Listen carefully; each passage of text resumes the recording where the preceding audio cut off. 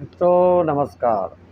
मैं पंडित ब्रजेश चंद पाठक मनोकामना ज्योतिष चैनल पर आज का नया एपिसोड, नई जानकारी, ग्रह गोचर के हमेशा तात्कालिक फल हम आपको बताते रहते हैं।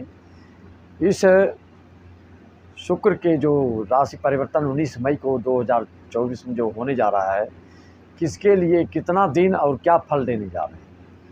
आप जानते हैं कि कुंडली में 5 महापुरुष योग होता है।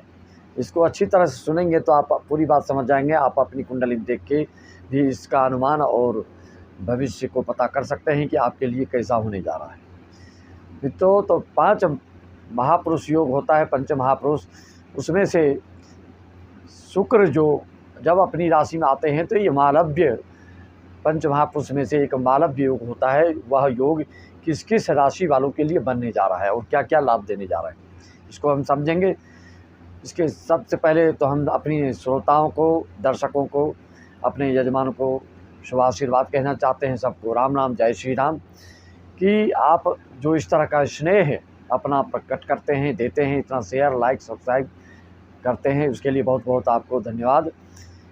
इस वीडियो को भी ज़्यादा से ज़्यादा लोगों तक पहुंचाने की कृपा करिएगा, इसके लिए हम आपसे रिक्वेस्ट करते हैं। मित्रों, जब वृषभ राशि वालों के लिए आप जान रहे हैं कि जब ये वृषभ में जाएंगे गुरु, तो आपके वृषभ राशि वालों के मन में जो चिंतन मनन सोच है, आपकी जो थिंकिंग है, उसमें ये धार्मिकता लाएंगे, आस्तिकता लाएंगे।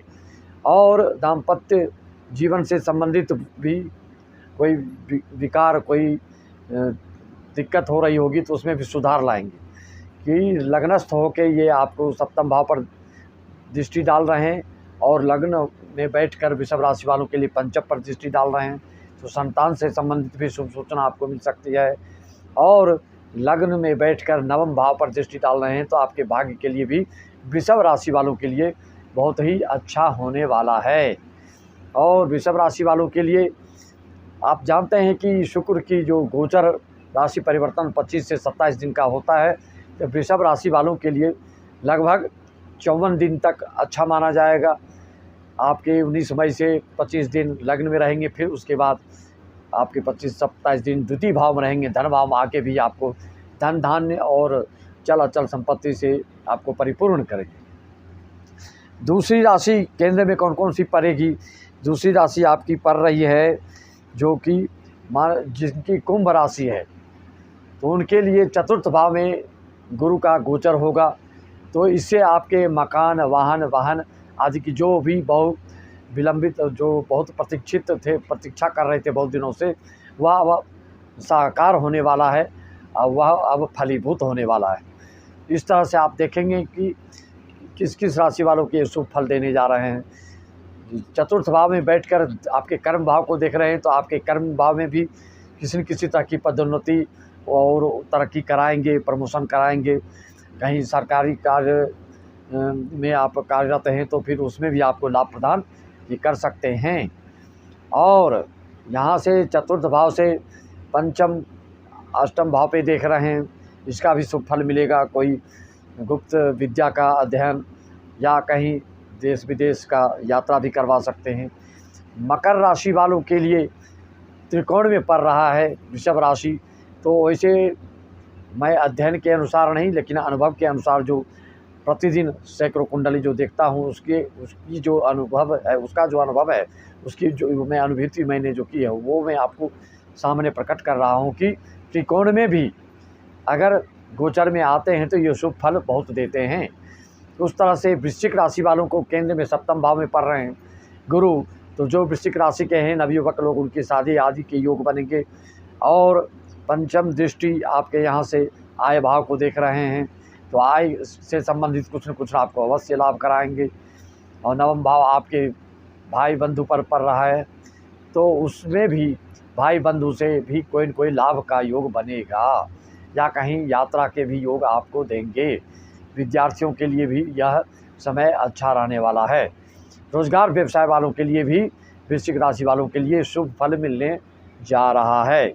नवम भाव में त्रिकोण में किसका पड़ेगा मित्रों? नवम भाव में उस हिसाब से आप देख सकते हैं कि कन्या राशि वालों को नवम भाव में पड़ रहा है। तो नवम भाव में जिनका पड़ रहा है कन्या राशि वालों के लिए 25-27 दिन नवम भाव को, और उसके बाद दसम भाव में जाएंगे, फिर एकादश भाव में, फिर द्वादश भाव में।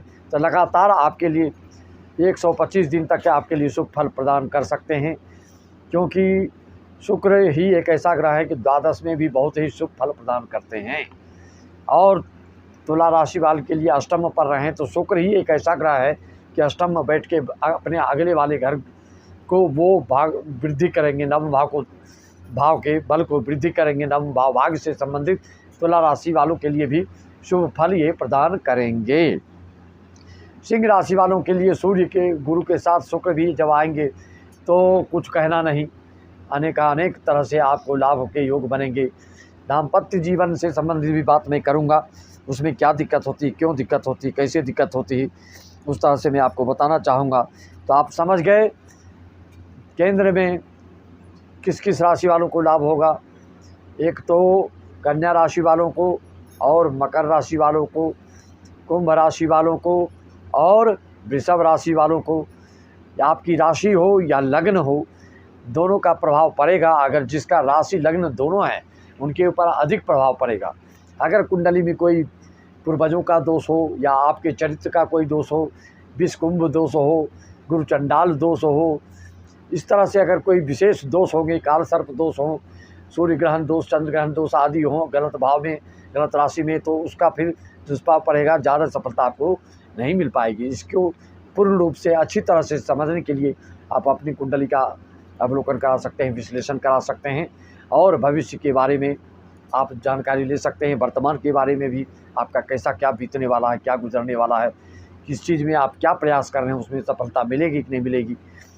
जिस राशि वालों को नाम लिया, जिस लग्न वालों को नाम लिया, उनका ग्रह गोचर, दशा, महादशा, अंतर्दशा आदि शुभ होना चाहिए, तो बहुत अच्छा फल मिलेगा। मान लीजिए शनि राहु आपका खराब योग फल दे रहा है, और शनि में राहु की अंतर्दशा, प्रत्यंतरदशा राहु में शनि की चल रही हो, या आपके मार्केज से चल रहे हों। मार्केज का चलता है तो धन तो देता है, लेकिन शारीरिक रूप से बहुत परेशान करता है। और एक बिल्कुल मैं जीवन भर का अनुभव की बात बता रहा हूँ। आप लोग जानते हैं कि सब लोग बोलते हैं गुरु जिसकी कर्म कुंडली में लग्नस्थ होते हैं तो सारे दोषों का, लाख दोषों का हरण करते हैं। लेकिन मैंने जो अपने जीवन में पाया है, आप भी किसी की कुंडली में देख सकते हैं। आपकी कुंडली में भी अगर ऐसा दोष है तो निश्चित ही आपको अपने परिवार से दूर होते देखा जाएगा, संतान से भी दूर, और परिवार से 10-20 साल साथ रहने के बाद आपका पारिवारिक विच्छेद हो जाता है। संतान और धर्मपत्नी आदि से भी तलाक का योग दे देता है। या कब होता है? गुरु अगर लग्न में मेष राशि में है तो आपका परिवार का 10-20-25 साल के बाद योग विच्छेद होते देखा गया है। और इसका लक्षण यही है कि परिवार में आपका जो है विचारधारा एक दूसरे से मिलता नहीं है। 36 का आंकड़ा रहता है पति पत्नी में, संतान आदि से, जिसके कारण धीरे से धीरे बात बढ़ते बढ़ते इतनी होती है कि परिवार आपका टूट जाता है। लास्ट में आप अकेले और झक मारते रह जाते हैं, अकेले चिंता ग्रसित हो जाते हैं। इस तरह के योग मैंने देखा है। ज्योतिष शास्त्र में तो वर्णन है कि धनु मीन का भी बहुत शुभ फल मिलता है लग्न में। पंचमे से शुभ हो और मीन लग्न में तो मैंने शुभ फल पाते देखा है, लेकिन धनु लग्न में भी गुरु को मैंने देखा है कि संतान के लिए वो बिल्कुल लालायित रहते हैं और ज़िंदगी भर संतान से वंचित देखा गया है। और 1-2 ग्रह कोई संतान के लिए विपरीत हो तो ऐसे लोग को संतान सुख नहीं मिल पाता है। इसके लिए आपको संतान से संबंधित किसी प्रकार के दुख, परिवार से विच्छेद वियोग हो रहा है, इसके लिए अगर गुरु भी बैठा है लग्न में और कोई दोष आपके कुंडली में, तो निश्चित है कि आपका परिवार से दूर होना पड़ेगा और तलाक योग हो सकता है, डाइवोर्स हो सकता है। इसके लिए विशेष जानकारी आप अपनी कुंडली का विश्लेषण करवा के कर सकते हैं। इसमें मैं व्यक्तिगत रूप से तो किसी के ऊपर व्याख्या नहीं दे सकता, विश्लेषण नहीं कर सकता। गोचर फल के ही प्रभाव से आप समझ सकते हैं कि मैं जो बता रहा हूँ आपके ऊपर कितना सटीक उतर रहा है। उससे आप इस चीज़ को अनुभव कर सकते हैं और अपनी कुंडली को दिखाना चाहते हैं तो आप हमसे संपर्क कर सकते हैं। ज़्यादा बात ना करते हुए, ज़्यादा लंबा वीडियो न बनाते हुए, उसी तरह से मैं महत्वपूर्ण जानकारी आपको गोचर फल का देते रहता हूँ। राशिफल को भी देने की कोशिश करूँगा। आप लोग कमेंट करते रहते हैं कि साप्ताहिक राशिफल भी आप ध्यान दीजिए। समय अभाव के कारण मैं नहीं कर पाता हूँ, फिर भी समय निकाल कर आप लोगों के प्यार और स्नेह से मैं बराबर आपके मनोनुकूल वीडियो डालते रहता हूँ। सबको राम राम, जय श्री राम, जय श्री राधे कृष्णा। ऑनलाइन पूजा के लिए संपर्क साध सकते हैं।